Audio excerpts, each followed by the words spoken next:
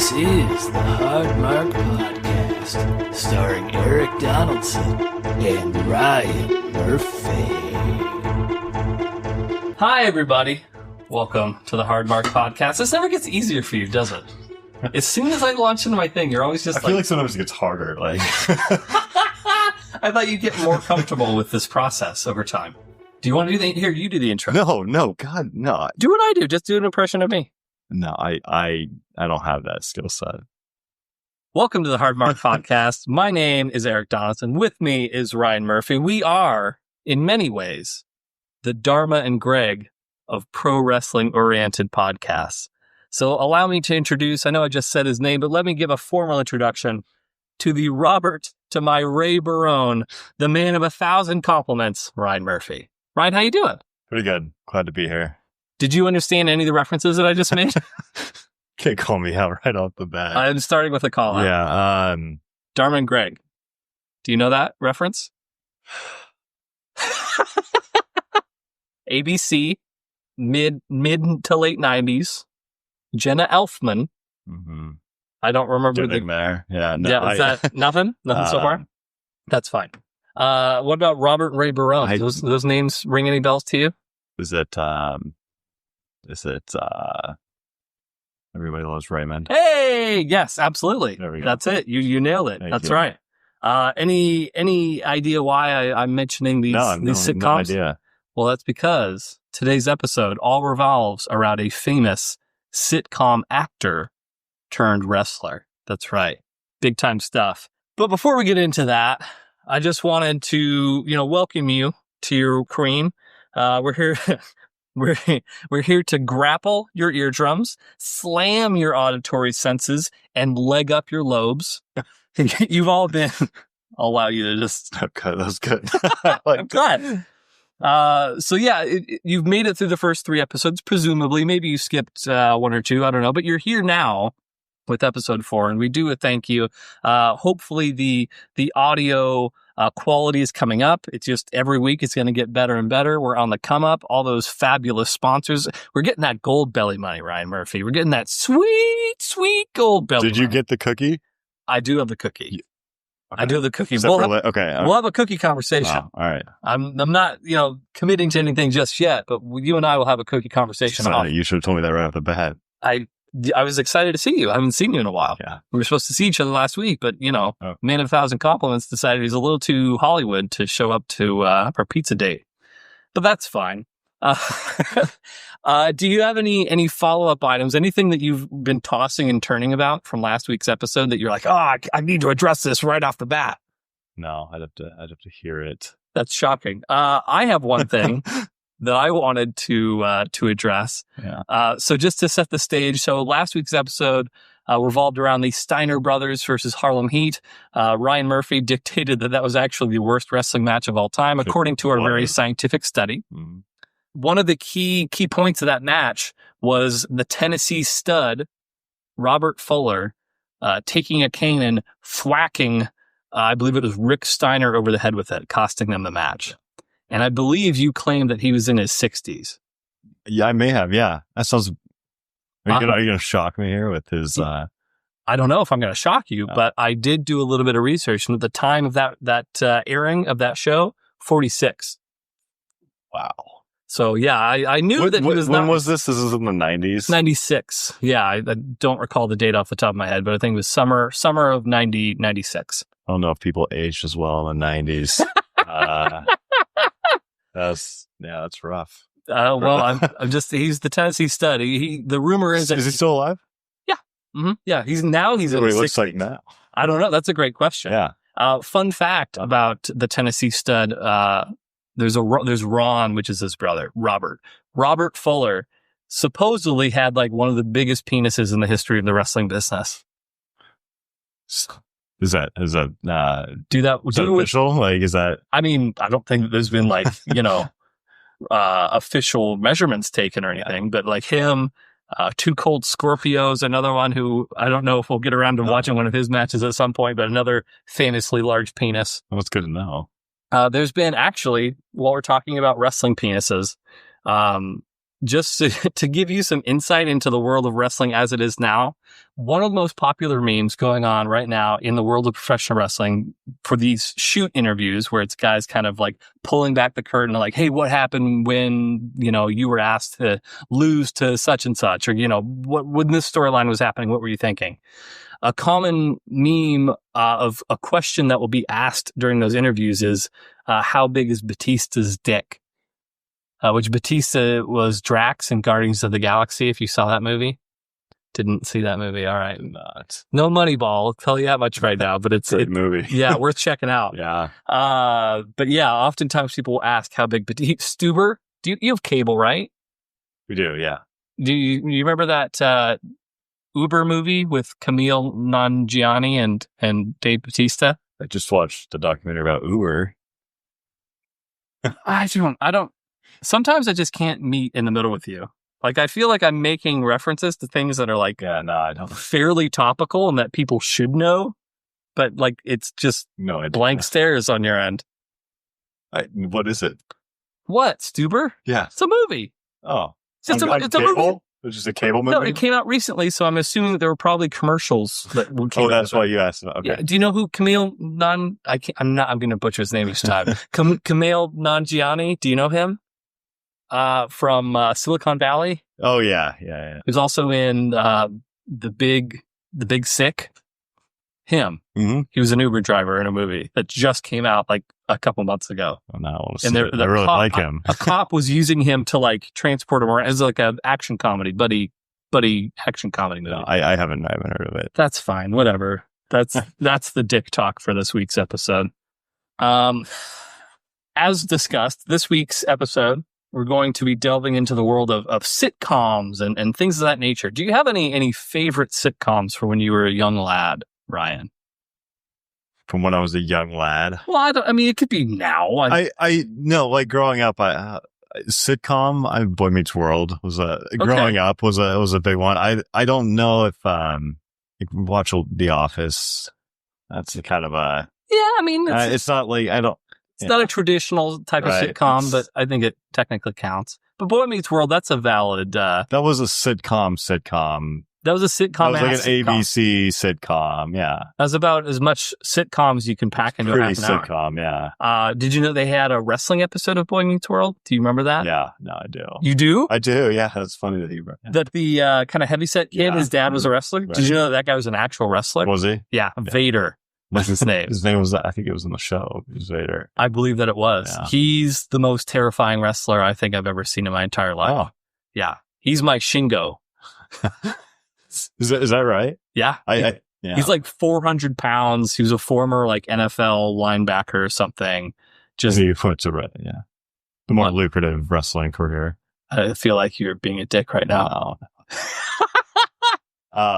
There's a lot of guys who like will have an injury and then they can't play in the NFL and then they'll kind of like get into other things. Like wrestling, a lot of wrestlers started that way, at least in the, I don't know, 70s, 80s, 90s. I believe that, for sure. Yeah.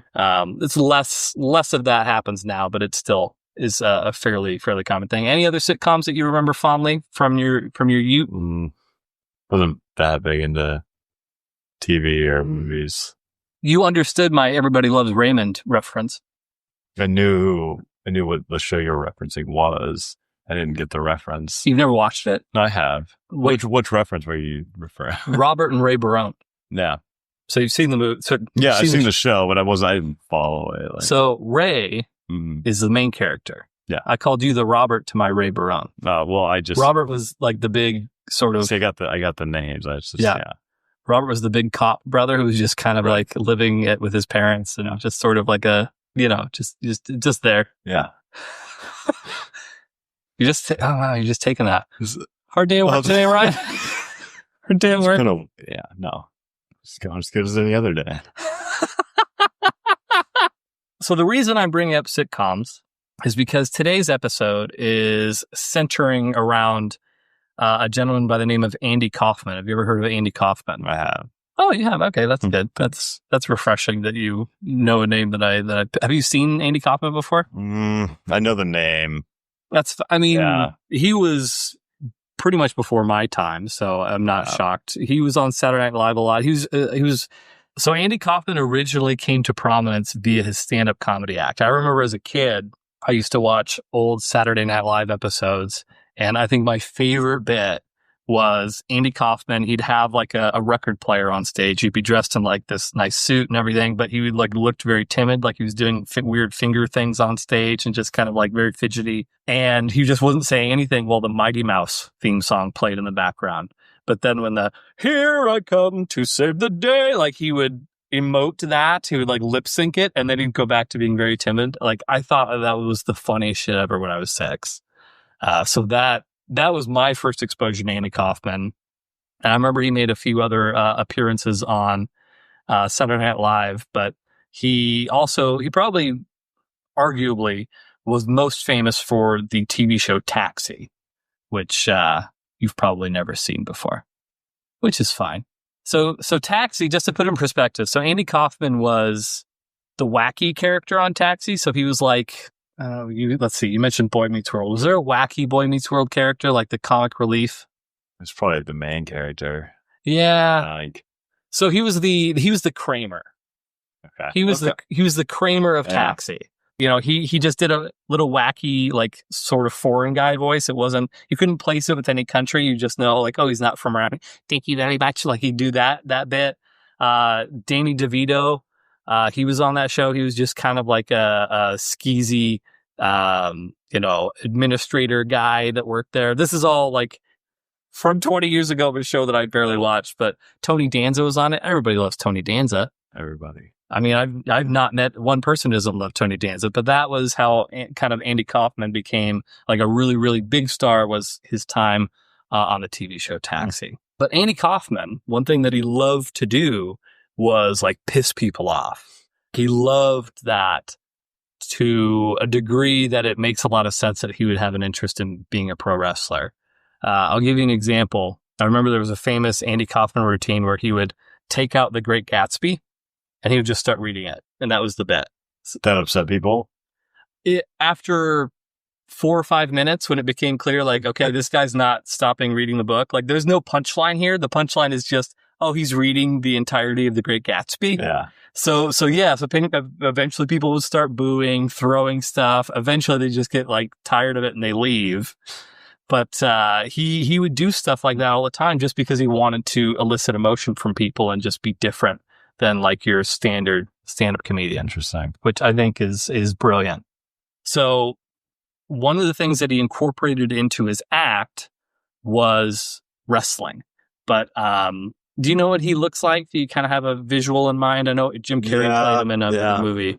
Like not a big guy by any stretch of the imagination. So because he wasn't a big guy and he wanted to kind of like be a bad guy wrestler, he would wrestle women. Fair. And not only did he wrestle women, he crowned himself. I believe he actually even made a championship belt for himself. He crowned himself the Intergender Champion of the world. That was his shtick, or one of his things that he would do during his shows was supposedly, and who knows, I'll say this right off the bat, who knows how much of this was legitimate. They claimed that it was like women that were chosen by the audience to go up and wrestle him like for real, like legitimately. So they would like grapple and he would eventually take them down and he would pin them and there was a referee on hand and that sort of thing. So he was doing that at his stand-up shows. And eventually he kind of wanted to take that a step further, and then he started approaching like wrestling organizations with the idea of him performing on actual wrestling shows as the Intergender Champion of the world. So like, is this like a comedy bit, or is this more of like he's actually trying to kind of find his way into I think it's a little bit of column A, a little bit of column B. From what I've heard from like people that were close to him, like when he was a little kid, he wanted to be a professional wrestler. Like that's what he dreamed of being. And I think that this was kind of, yes, his avenue of sort of living that dream out. But there were like, which as we will see a little bit later, if you are an outsider looking at this situation, like it's hysterical. The shit that he's doing was so funny. And like, he made such a good bad guy wrestler. If you're looking at it from a perspective of like, I want to piss off as many people as I possibly can, he was phenomenal at it. Like, he completely got what professional wrestling is supposed to be. So the rumor, well, I think it's been substantiated actually. And I think I've even seen an interview where this took place. I'm going to throw out one last name for you. I know that I've thrown a lot of names during this show. It's going to be tough first 20 minutes. Just can't wait for that Ryan's Corner. Just unload. Have you ever heard the name Vince McMahon? Yeah. Perfect. What do you know about Vince McMahon? Oh, if I'm not, he was like the head of the WWE, or he was part of like the XFL. Like, it's still establishing like that whole yeah, absolutely, movement and like head. I like how you threw in the XFL. Yeah, no, that's mostly what. And then from there, I knew he was. We are going to talk a lot about Vince McMahon. Probably not on this episode, but like over the course of however many we end up doing. There's going to be a lot of Vince McMahon talk. Vince McMahon is probably one of the most interesting people ever. Just so weird, so eccentric, simultaneously like a huge bastard, but also can be a nice person. It just very, very interesting guy. But you're right. He even today, he heads up the world. Is he heading it up again? There was no stop. Oh. He always has. Even when the XFL was happening, he was still in charge of the WWE. No, but like the XFL coming back, he's heading it up again. Yes, okay. Absolutely. Yeah. Yes, that is his baby.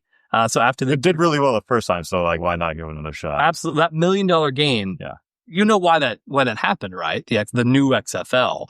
I don't know why it happened. I have an idea of like why it failed initially. I don't know. I don't know why I don't know why it came up again. Was there something that? So it was the XFL 30 for 30 that aired. Right. I think that's really what spurred both the XFL kind of relaunch, as well as what was the league that just folded that started up this past year? It was Ebersol's kid, Dick Ebersol's son, Charlie. A league that folded? Yeah. For like professional football? Yeah. I'll get to the bottom. They don't have, they just don't have like a minor league system or anything like that. Well, they were trying to establish one. Not the NFL, but this league was attempting to like partner with the NFL. Like, hey, we'll essentially be like your feeder league or whatever. Let's AAF. What does that stand for? Double A football. Okay, here we go. All right. Alliance of American Football. Did you not hear about this? No, well, I think they've always been trying to establish some sort of like minor league. Even the NBA has something, but like I haven't heard of anything that's actually been. Were they playing? Yeah, to any degree, they were. Yeah, they were playing a season, and then the league. Were they being paid? Who's to say about that? But they were absolutely playing. I don't. And they're going to put me on the spot here. These people are like out of college and. Let's just pull up the Alliance of American Football, commonly referred to in brief as the AAF or the Alliance, was a professional American football league founded by Charlie Ebersol and Bill Polian. The AAF consisted of 8 centrally owned and operated teams, all in the southern and western United States. I'm wondering if they even... Oh, geez. Okay, let's see. Did they finish there? Okay, here we go. So the AAF began play on February 9th, 2019, 6 days after the Super Bowl.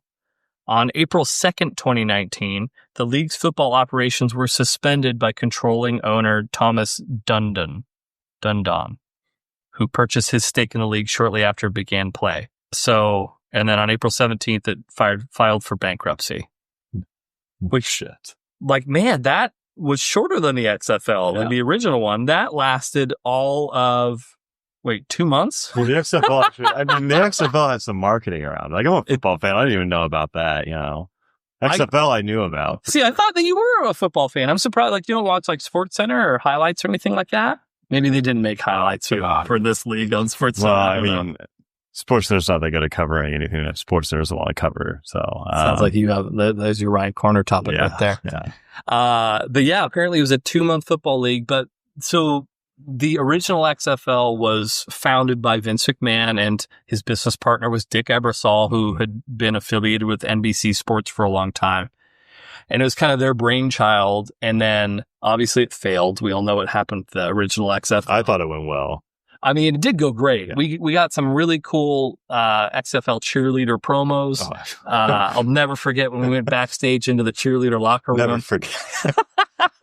I became a man that day. Jesse the Body Ventura's commentary was just spot on. So 2005, 6-ish? Earlier than that. Was it? I'm pretty sure it was around 2000, 2001. Oh, okay. Yeah. Fair. But yeah, so the whole, I don't even know how we got on this tangent anymore, to be honest with you. When the XFL 30 for 30 got made, it was Dick Ebersol's son who was, involved in the entertainment business. He kind of like shot and directed it, and he was in charge of the whole thing. And I think the more he got into it, he's like, oh, I could do this shit.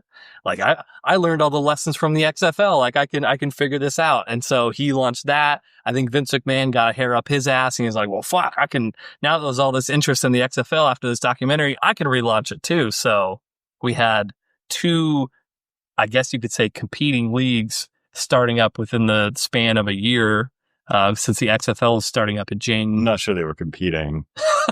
I don't know what to say that. Very, very competitive leagues. But yeah, Vince McMahon has done that. Vince McMahon also started a bodybuilding federation in the early 90s. It was his attempt to take pro wrestling and put it in the context of bodybuilders. So like you'd give these bodybuilders like characters, and they had their own show. It was called WBF Body Stars.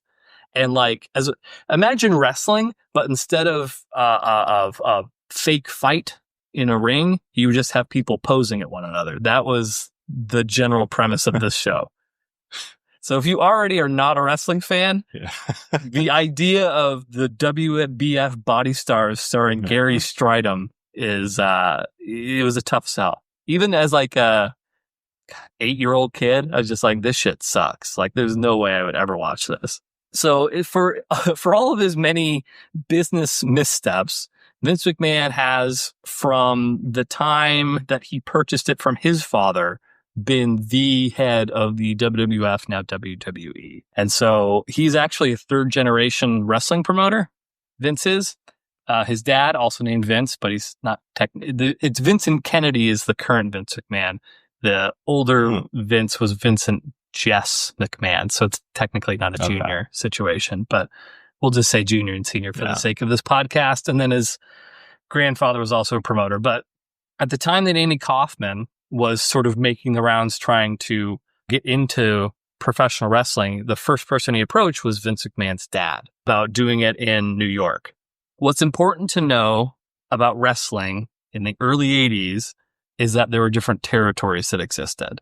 So there was basically an owner of the territory, and like they all kind of just think of like the mafia, how they have lines in the sand where it's like, this is my borough, you don't sell drugs in my borough, like that whole thing, but wrestling. So you had, like here in the Pacific Northwest, there was a guy named Don Owens. He ran like the Portland, Seattle region, I think even on up to like Vancouver, BC. And you also had your California territory. I think in California is probably split to different cities. The biggest market, in all likelihood, for a very long time has been New York. And so the New York sort of upper East Coast, Boston, Philadelphia, that region was always owned by the McMahons. And so Vince McMahon's father, Vince McMahon, we'll just call him Senior, he was the owner of it. Andy Kaufman went to him to pitch the idea of like, hey, can we have these intergender matches? Like I'll which unsurprisingly, Vince Sr. was not about. He was not interested. I think they gave him the courtesy of one interview where he and Vince Jr. were kind of doing a thing and Andy was talking about it, but it never went any further than that, which you can actually find that interview on YouTube. It's pretty entertaining. Very young Vince McMahon. So eventually Andy had to kind of go elsewhere and find other people who might be interested. And eventually somebody pointed him in the direction of Memphis, Tennessee, the South. You ever been to Memphis before, Ryan? I haven't, but I'd like to. Anything in particular that strikes your fancy about going to Memphis? I did a report on Tennessee in like 5th grade. Were you just randomly assigned a state? I don't know how I got to Tennessee. I think so. Yeah, that was... Memphis, Tennessee was ran by a guy named Jerry Lawler. Fairly commonly in the territories, you would have the top star who kind of have a vested interest in the success of the company. So you wouldn't just like pay him. He'd be kind of part of the ownership. And so that's what Jerry Lawler was. So he owned a stake in the company. He was also their biggest wrestling star. Jerry Lawler arguably is probably the biggest overachiever in wrestling of all time. Like, not particularly in great shape or anything like that. Really good talker. But he managed to successfully draw people to Memphis, like 10,000 people over and over and over, like for decades. It's crazy how popular he was in the city of Memphis. But, the Memphis territory was always well known for like just kind of having wacky gimmicks. I remember seeing recently back in, that early 80s time frame, there was this dude who they called, oh gosh, what was the name? Like Gargantor or something like that. That's right. He had this weird like leather face mask on, and he would just do like licking things out of his mouth like a snake would do. Like a... Was his tongue split? No, his tongue was a normal man tongue. I can see that. He had his little pot belly hanging out of his t-shirt that he was wearing in the ring. It was just an odd thing. But when Andy Kaufman approached Jerry Lawler about this idea, Lawler knew that this would be great for his territory. And so they moved forward with it and kind of devised how they wanted to plan this whole thing out. And so our match that we're going to be watching today, it's not the very first match between Jerry Lawler and Andy Kaufman. I'm going to go on a rant. None of this has been a rant to this point. All this has been educational information. Hold on, I'm going to start this rant. So when I knew that we were going to do this episode, which like we have to do this episode. This is one of the most important like storylines of all time. That's unfortunate. but we have to do the fucking episode. Yeah. But like the original match between Jerry Lawler and Andy Kaufman is not available fucking anywhere at all. I found it on YouTube, but the WWE had it blocked on copyright grounds. Your response? I just have a story. Huh? I just have a story, but it's similar. Go ahead. No, go for it. No, I mean, I had the same issue where I was trying to come up with a short film that I wanted to. I could not find this anywhere. I searched the internet like. Was this a porn? Wasn't. What was it? It's called Brink 2's Val's Revenge. What? I'll show you later. No, what's it called? Brink 2 Val's Revenge. Brink 2 Val's Revenge. Val? V-A-L. Okay. Comma S. All right. Yeah, sure. We'll delve into that. Yeah. Okay. It's fine. Anyway, I could not find this video anywhere, and it was going to. So I contacted the makers of the video, and I got a Vimeo copy of the video sent to me directly in there. And you can show it. It's been kicked off, YouTube for copyright violations. How did you know how to contact them? I had to find it. I was just desperate. It had been months that I was looking for this, and finally I got their like contact info and was able to pull the video down. I was very proud of myself at that point, because the video, it just doesn't exist on the internet anymore. Brink 2, Val's Revenge, no longer exists on the internet. It doesn't exist. Yeah. So you have the sole copy. I have, but it's only for your eyes only. Well, they said I could share it. Oh. I don't think they're very happy about getting taken down either, but it's been taken off everything. You can't find this video. Huh. Yeah. Interesting. So it just kind of goes along with your frustration of not being able to. So it's not a porno. It's not a porno. No. Okay. Interesting. We'll check it out. Have you gone to those sort of lengths for a porno, or? I mean, contacting the makers? No, I never have. I just thought maybe it was like the only porn that, you enjoy. Sure. That you can find yourself in, so to speak. But it's not that. It's not. So here's my situation. Here's why I'm so angry about it. Mm-hmm. So I tried finding this match. I looked for over an hour. I found it on YouTube. Right. And so you can, depending on how you're looking, you can actually find videos and you can see it like listed in the results. But then if you click on it, It's like someone talking about it or something. no, not even that. But like if you click on the video itself, it'll act like it's going to play for like a second. And then you'll just get a black screen. Video's been blocked on copyright grounds, blah, blah, blah, blah, blah. And so I'm like, okay, so WWE blocked it. So because they blocked it, that must mean that they have it posted on the WWE network, which I had intentionally fucking canceled. But then I knew, well, goddamn, I'm not going to need to get this fucking network again if me and Ryan are going to watch all these wrestling matches. So then I resubscribed to the WWE network for the low, low price of $9.99 a month. Everyone loves these monthly wrestling network subscriptions. So I resubscribed to the network. I type in Andy Kaufman, specifically trying to find, which it sounds silly, but this match is a fucking historic match. It needs to be accessible somewhere. They don't fucking have it. They don't have one thing with Andy Kaufman on their network. That's bullshit. It's bullshit that they're going to pull it from the internet, but then not make it accessible through their own platform. That's fucking horseshit. Yeah.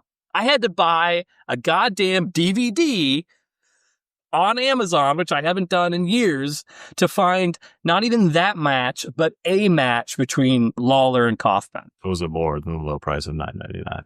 It was substantially higher than $9.99. I mean, you know, it was DVD priced, but I made that sacrifice because I thought it was important that we watch the match. And Heather and I watched the DVD. We did. We watched it last evening. I think she enjoyed it somewhat. Yeah. But that's my rant. WWE, fuck yourselves. Either post the match on your thing or just like stop being assholes about pulling it off of the internet because people want to see Jerry Lawler versus Andy Kaufman. Put it on Vimeo. Just send me the Vimeo link and then I can just watch it whenever I want. But so we will be watching one of the Lawler Kaufman matches just to kind of set the stage as far as what happened the first time. So the build up to this match was Kaufman was doing his intergender routine. So he, like, women would get pulled in from the audience. He would wrestle them. Inevitably, he would beat them. Finally, he wrestled this one woman who was like really giving him a run for his money. Eventually, he beats her. And after he beats her, he's kind of like rubbing her face on the mat and stuff like that. He's like, you know, making fun of her. And Jerry Lawler happened to be ringside. And so he climbs in the ring and he shoves Andy Kaufman off of her to, like, you know, protect her, save her. And then Andy Kaufman starts screaming how he's going to sue everybody. He's going to sue Jerry Lawler. He's going to sue the woman in the ring. He's going to sue all the 10,000 people in the stands. He's going to sue all of them because he's from Hollywood.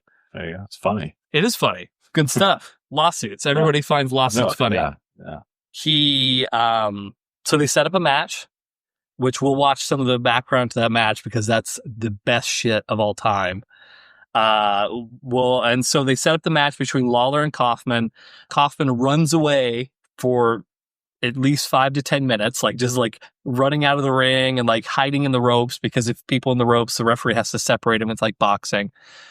Finally, Jerry Lawler, he puts his hands behind his back and he leans forward and he says to Kaufman, you know, like, hey, put a headlock on me.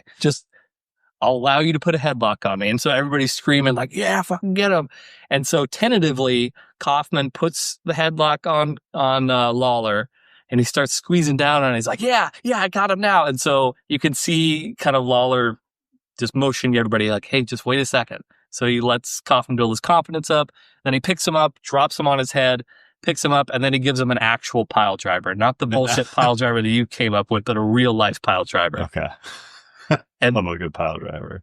Everyone loves a good pile. It's no Stormbreaker, but it's good. So he pile drove him 2 times. They loaded him onto a stretcher, put him in an ambulance, and took him to the hospital, which I believe he legitimately did stay in overnight just to sort of sell that this pile driver like broke his neck.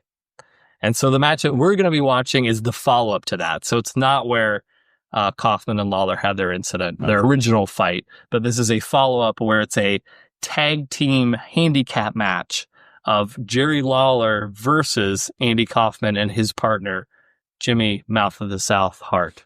Famous manager. So he's another little Weasley character. Okay. So that'll be what we end up watching here today. Very much looking forward to it. I think it's that time again, Ryan. Okay. All right. It's that time for Ryan's Corner!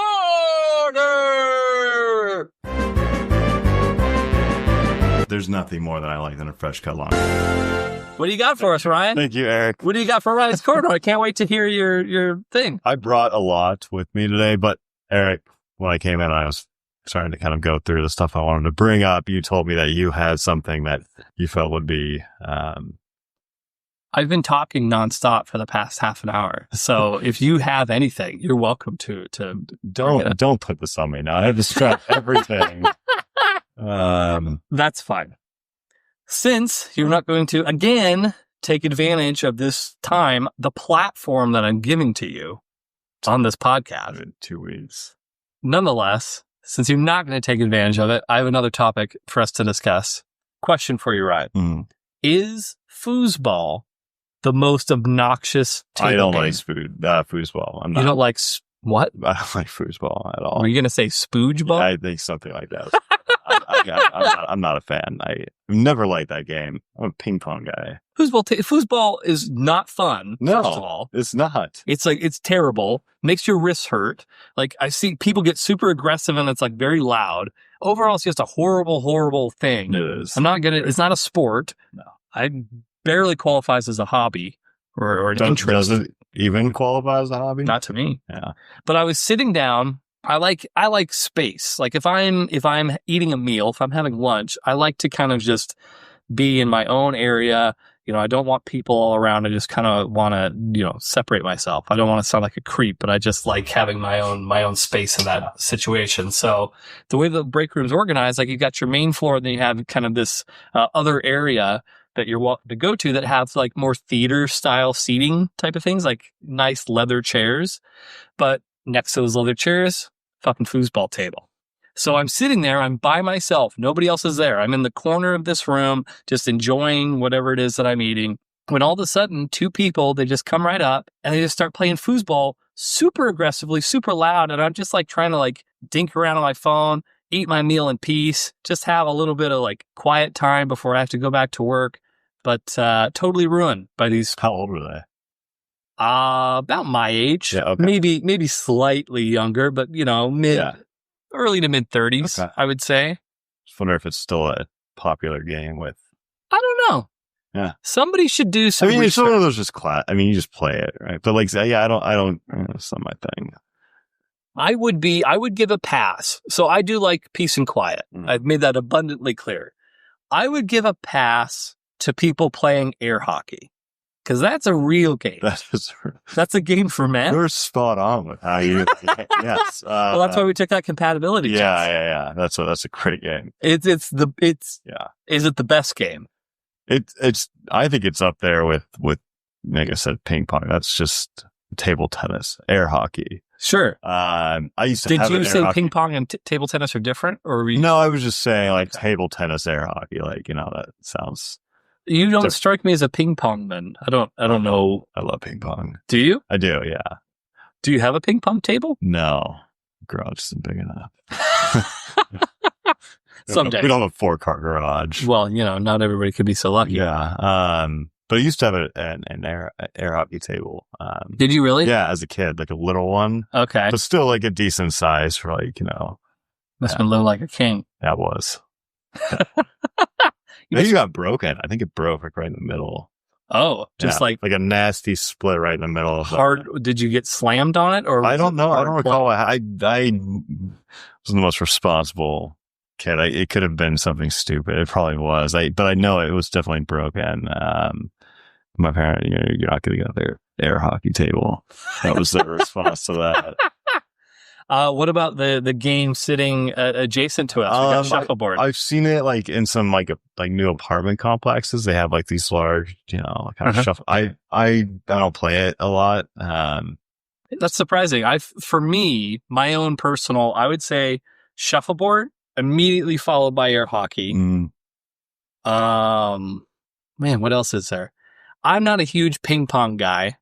My hand-eye coordination is admittedly not the best. Maybe I should test it again after I got LASIK, but not the best traditionally. And then foosball, like way down in the depths of hell. Foosball's so boring too. It's boring. It sucks. Only nerds play it. Yeah. Fuck foosball. That's my stance. I'm drawing a line in the sand. Yeah. Foosball can burn in hell. I hope all those little foosball men. It's funny you bring this because I've always felt that way, and I don't know how many people have actually felt, and especially enough to bring it up. Like maybe you go like you're with some people and there's a foosball table. Like, I don't really play. Like no, but like to bring it up out of nowhere. Yeah. Well, I was confronted with it. I couldn't help but notice how much I fucking hated that goddamn game. Because it was thrust upon me. I was an innocent bystander and people were foosballing upon my person. And I just felt helpless. I could do nothing but just sit and take it, getting foosballed on. You could have left. Yeah, that admits defeat. I did leave after I finished eating. I wasn't going to give them the courtesy of walking away and letting them just foosball in peace. So I just glared at them as I ate my chicken tendies, and that was the end of it. Anything else about foosball that you wanted to make mention of?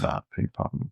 You're a ping pong guy. Are you good at ping pong? I am good at ping pong. I like ping pong a lot, yeah. Would you say that's like the hobby game that you were the best at is ping pong? I was good at it. I like tennis too, so. You don't strike me as a tennis guy. I like tennis, yeah.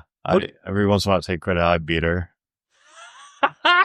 What do you think if you're familiar with Venn diagrams, right? Yeah.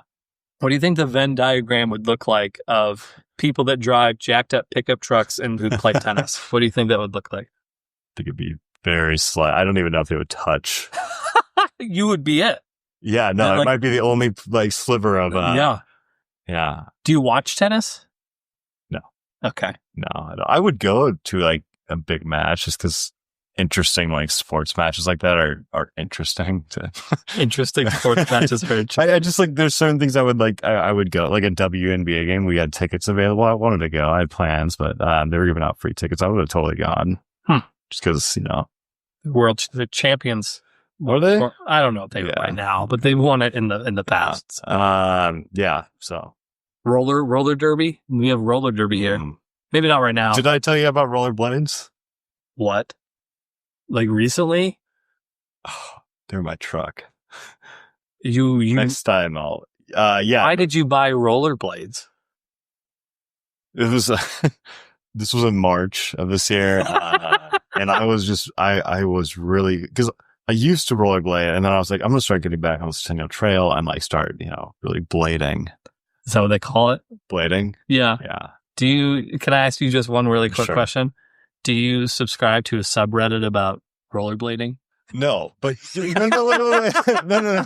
Do you remember when I sent you that it was a message about the guy I met who went through Walmart and he was eating beef jerky and so did I not send you that one? Stop hitting your knee. It's going to pick up on the microphone. Do you remember the meth blading? Meth. That sounds vaguely familiar. It was a Reddit post. Okay. But that was right around the time I was getting this just some roller. So I may have been on some rollerblading subreddits at the time. What do you mean some rollerblading, some Reddits, plural? Is there really multiple? I'm sure there is. Why? What would be the point? I can't imagine that if you just went to our rollerblading. I think this was I think I found it on Reddit stimulants or something. Or something like blading. But yeah, so there was a rollerblade kick I was on, and I bought them, and they were $140. They have three wheels there, and the wheels are pretty large. You're supposed to get a little bit more speed on these three large wheels, and I used them once. It was a lot of pain when I got off of them. I know that you don't want to confront the reality of your life, but you're a 30-year-old man. 49. There's no reason for you to be purchasing high-speed rollerblades at all. Roller derby. Are you roller derby? I don't even think. Is there men's roller derbies? I don't know. It's a sexist question. That is a shocking piece of information to me. Yeah. If you would have said, name all the recreational hobbies that Ryan Murphy's into, I would have not ever even have considered rollerblade. Like, you strike me as like a former skater who's like redeemed himself in society's eyes. So that's the vibe that I get from you. Bring to Bowser Revenge. Oh God, I don't even know what that reference is, and neither does anyone who's listening to this. But maybe we can. We'll tie it. Yeah, I'll bring him next time. Thank you. So you can just see. Unfortunately, I don't have my truck today. But. That's fine. That's okay. Yeah. All right. So is there any before we put a bow on this? Any rollerblading like terms that the general population should know about? Skate better. Skate better. Skate better. What is that? Is that just like a phrase? Is that like get good scrub? Is that like the equivalent of that? Kind of. It's okay. Yeah. I think it's important for everyone to take note of. All right. Last thing I wanted to say before we get started with watching our match. So as you've probably noticed, Ryan Murphy, there's lots of different types of matches out there. We're kind of making our way through some of them. You know, there's hardcore matches with a lot of blood and guts and weapons and stuff like that. We haven't really seen a lot of that. Yeah, we haven't really seen a lot of that yet. There's also, your high-flying matches with a lot of athletics and aerial things, such as our Shingo versus Will Ospreay match that we saw a bit ago. There's also story matches, where it's all about the story of what is going on. And a lot of times, commentary can kind of help with that. But those are not necessarily meant to be athletic-based matches. It's more about just telling a story and kind of getting the crowd's involvement. So from time to time, we will be watching story matches. I would say this week's episode is an example of that. So don't expect any flips or cartwheels or anything fancy. You're just going to get some good old-fashioned Southern Memphis rasslin from sometime in 1982. So this is even before I was born. This is going to be the oldest match I think that we will ever watch. So you got that to look forward to. Any other questions before we jump into this thing? No, I'm good. Please help me on this. Please just be a good co-host for the last half of this. We're going to take a quick commercial break. And when we come back, we're going to give you our thoughts on Andy Kaufman versus Jerry The King. Hey everybody, quick disclaimer before we launch into our Goldbelly ad for this week. At the time of this recording, the Maui Cookie Lady was available through Goldbelly. Unfortunately, that's no longer the case, but I think that you'll find that there is a cornucopia of alternate options available for you through that very site. Just browsing through our options right now, we've got some Clam Shack Maine lobster rolls. Who doesn't love a good lobster roll? You more of a turf than a surf type of guy? Well, how about Joe's Kansas City Barbecue? We got some ribs, some brisket, and some burnt ends. So please go ahead, check out Goldbelly when you have a free moment. With that said, let's go ahead and get right to Ryan's personal cookie experience. Hello, everybody. Here's the boys from the Hard Mark Podcast, and today, for our little commercial break, we've got a special little treat for you.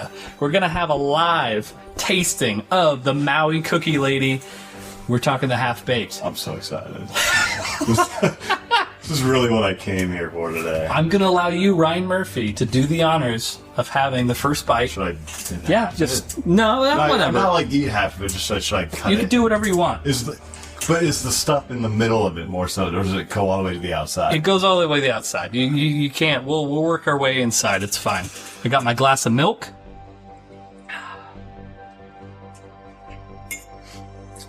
First thoughts. First taste. Pretty fucking good. I'm not steering the listenership wrong. Ryan Murphy is a man of his word, if nothing else. This is not only is it The Rock's favorite cookie. It's my favorite cookie, too. I'm going to delve in right now. You can smell the sea salt.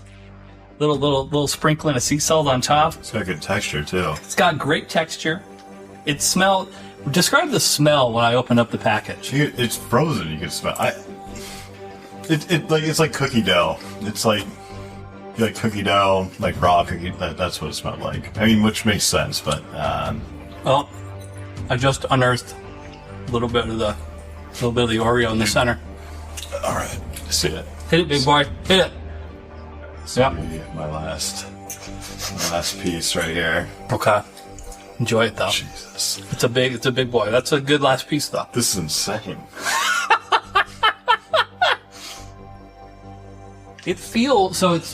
When we're talking about this cookie, we're talking about chocolate chip cookie, that's filled with bits of Snickers, bits of Reese's. I believe it's bits of Reese's, bits of Snickers, and then you got an Oreo in the center. It sounds incredibly busy, but man, what a cornucopia of flavors you got. Someone did that right. They just something in the water, something in that Maui water. Yeah, it's absurd. I thought it was going to be too like. I get that you can stack layers on layers of like candy bars into a cookie. Like that's very well done. That's exceptional. I'm not even a big sweets guy. Like, and I mean, I like all those things, but not like on a regular basis. Or I'll put that's just. I don't know what to say. It's a hell of a cookie. You're blown away. You're speechless. This cookie's making you speechless. Do you want another bite? I do. All right. Actually, yeah. So remember, use that Gold Belly code that we've got posted on our social media channels. Help support the show. You want to also indulge yourself in maybe the best cookies of all time. Well, just use that link and you'll be all hooked up. So good. Thanks to Gold Belly and thanks to Dwayne The Rock Johnson for turning us on. I don't bullshit when it comes to cookies. I'm a man who knows his cookies. I'll trust you with anything now. Tell me some of those guys, Turn the thing off. I'll trust you with anything now. Okay, Ryan. Mm-hmm. How do you feel? Not a fan of the match. I didn't think it went well at all. So unfair. Just to summarize, so we had a 2-on-1 match: Andy Kaufman and Jimmy Hart versus Jerry Lawler. Handicap match. They won. They beat Jerry Lawler. Your prediction was that Jerry Lawler was going to win that match. So now you're back at a 5. Initially, that was my prediction. I don't think you ever really faltered. I don't think you even picked up that he had lost until the ring announcer said over the PA. Like you just totally. I thought it was like ready for round 2. They did the bells. It's like a boxing thing, right? They go, yeah. That's okay. All right, I can see how you would feel that way. But they did the double pin. They both pinned him. That's your first loss in the United States. Yeah, no, that's true. That's a shame. In Memphis, of all places. That means that next episode, real important. It is going to be real important. Because if you drop beneath 500, that bodes poorly for you. That might get kicked off the show. Yeah, you might. I'll have to read through the contract to verify if that's the case or not. So let's talk about some of the notes that I made. I don't have a ton of notes here, but we could discuss whatever we'd like to. Let's start a little bit by talking about the promos leading up to the match. So we saw the Memphis, Tennessee, Mr. Lawler. It's very blatant. It is the way he spoke. Yeah. I will recommend, and I stake my reputation on this. If you have never, even if you have no interest in professional wrestling whatsoever, you owe it to yourself to watch the Andy Kaufman promos that he does from his palatial Hollywood estate, basically calling out Jerry Lawler. They are the best. Oh my gosh. Poolside Poolside promos, talking about the city of Memphis and whatnot. There's also some follow-ups that, maybe in a future thing we can get together where he teaches people how to use soap, which is also phenomenal. Soap, toilet paper. In a wrestling match? No, this is a promo video that he does where he tells them about, soap and toilet paper and all that good stuff, which is also phenomenal bad guy work. I liked his belt on the table. You pointed it out. Very small. You wouldn't even notice it maybe, but then I watched that clip several times since I bought that DVD. I had never even noticed the belt. Well, it's an intergender belt. It's the Intergender Champion of the world. So it's very impressive. Yeah. Good. And he wrestled that woman in front of the pool and his lawyer. 327 pounds. Mm-hmm. Was that? Yeah, I believe that was the figure that we landed on. Yeah. I should have seen it coming after that. Yeah. But that was probably the best bad guy work that we've seen on the program. Yeah, no, the whole match was good. That was I enjoyed it. I feel like I should have seen this coming. I just didn't. Why is that? I felt like because it was in Memphis and this is the WWE, like that it was going to go. It's not WWE. WWF. It's not WWF. We talked. Were your eyes just going in the back of your head when I was talking about the territories? Andy Kaufman went to Vince McMahon. Vince McMahon said no, so Andy Kaufman went to Memphis. This is a different territory. It has nothing Wrestling. to do. It was wrestling. How many times do I have to lecture you about Kleenex and WWE? It's different brands, different things. Fine. So what were you saying? So I'm just in his home state, his home city. Mm-hmm. I did not see the bad guys coming in and taking. I didn't see it. Like it was a very raw match. It was very much a something. That said, I should have maybe picked up that this was a little bit more like intimate, like a little bit more of an intimate setting. You know, like, I'm a little embarrassed by my pick now. I don't know if I've ever heard anyone describe Memphis wrestling as intimate, but I'll allow you to stand by that. But yeah, one of the things that they did in Memphis a lot was sort of like try and like prolong feuds because they had to bring people back over and over. So like if Lawler beats Kaufman immediately, where's the draw to bring people back? Like they're paying to see Kaufman get his ass kicked eventually. And so they're going to keep coming until that happens. So you want to draw that out. So I think that was like essentially what happened in this case, because technically, even though Lawler beat the shit out of Kaufman in their first match, Lawler technically lost. So like they want to pay so that Kaufman will get his and he'll finally lose and that sort of thing. So I think you should have taken that into consideration. Maybe I should have? No, I should have. Oh, well. Yeah. And if there is any information that, you want me passed along before, but I don't want to, paint every picture for you. I feel like you're an expert level wrestling guesser at this point. So, let's talk about the pile driver. So we've discussed pile drivers. I verbally sort of, told you what it was, but this is your first chance to actually see one. Yeah, not a huge fan.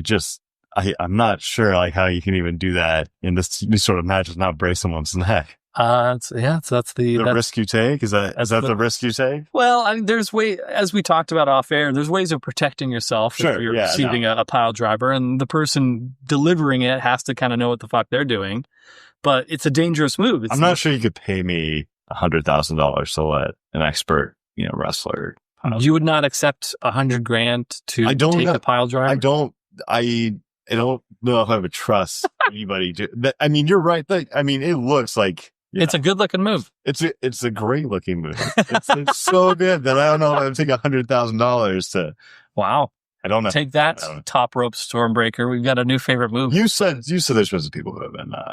Yes, there have been people who've been paralyzed by it. There's variations on the pile driver that are like more extreme, if you can believe that. And so that's generally how it does. The normal pile driver is pretty safe as long as it's being executed right. One thing that you'll notice if you see future pile drivers, which I'm sure it'll happen eventually. So I told you about the kind of tucking your chin thing. That you can't really see that necessarily, but also the guys will usually have their hands on the person delivering the pile driver on their thighs. So you can kind of sort of like push up a little bit to protect yourself. Does me describing that? I get what you're saying, and I get the neck tucking thing, but that doesn't make me feel like that.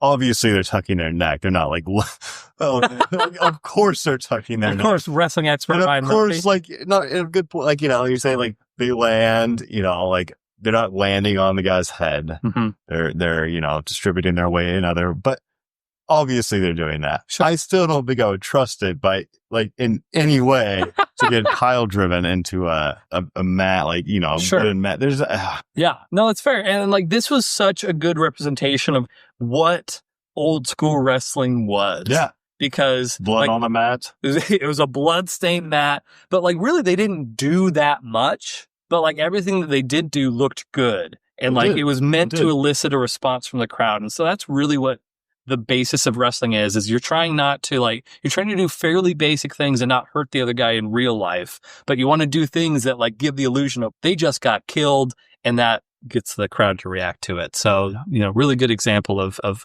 old school classic wrestling. We saw the powder in the eyes, first time powder. No steel chairs yet. No. I'm still on the lookout for a steel chair match for you. So that'll happen soon, but nothing just yet. Powder in the eyes. And your prediction, we already talked about, but you're down to 500. So let's get down to brass tacks here. Ryan Murphy, we got our rankings. We got 3 matches so far. This is now the 4th ranking that we have done thus far. Our top match of all time, as it stands right now, and your very scientific criteria, is Shingo versus Will Ospreay. That's so a good match. Was Andy Kaufman versus Jerry? Andy Kaufman. I don't think so. Okay, but should we go through the list? Yeah, we'll just go one by one. Okay, We'll just go one by one. Okay, so Shingo versus Ospreay is still better than this one. Hulk versus Andre. I think this is better. You liked, okay, so you would say that this was a better match than Hulk Hogan versus Andre the Giant. Yeah. All right. I'm adding that to the list right now, and it is official. That's incredible. Yeah, I thought it was better. Did you enjoy it overall? I did, yeah. I thought it was very raw. Like, I like that. It wasn't too overly produced. Yeah, the presentation was definitely a very gritty, dirty. Thanks to the build up to it, I thought it was good. Yeah, I think it would have lost something had you not seen the promos leading up to it. Well, even without, yes, the promos were good, but even without them, like, it was still a better match than what we watched prior. Take that, Steiner Brothers at Harlem Heat. So there we go. One of the greatest matches of all time. We've got Andy Kaufman and his partner Jimmy Hart defeating Jerry the King Lawler. So very, very unfortunate for Ryan, but at least he got a heck of a match out of that. Next week, we've got another match, of course, coming up. I have a feeling that your steel chair itch is going to be scratched in a big way, my friend. I've been waiting. Yeah, I know you have. This week. So we're going to go journey to the land of extreme. We're going back to the mid to late 90s, but we're going to get hardcore with it. So it'll be a little bit of a change of pace versus what we've seen. Maybe some mats being ripped up, maybe some leg ups. You never know. It's hard to say. Both good things. Both good things. Before we wrap this thing up, Ryan, is there anything else that you wanted to say to our adoring fans and audience? No, I enjoyed the match this week. But I've been waiting for the steel chair. So, I may need to verify, but I believe that we will. I will leave. If you know anyone who could replace Ryan Murphy on this program, we might. Only a lot of people. Just send an email, send a tweet to Hardmark Podcast on Twitter. God damn it, I forgot about that shit again. Hardmark on Twitter, Hardmark on Facebook, but Hardmark Podcast on all the social media channels. Also Goldbelly. Buy some Goldbelly stuff. Well, that is going to do it for this episode of the Hardmark Podcast. Thank you all for listening. Have you gone to those sort of lengths for a porno, or?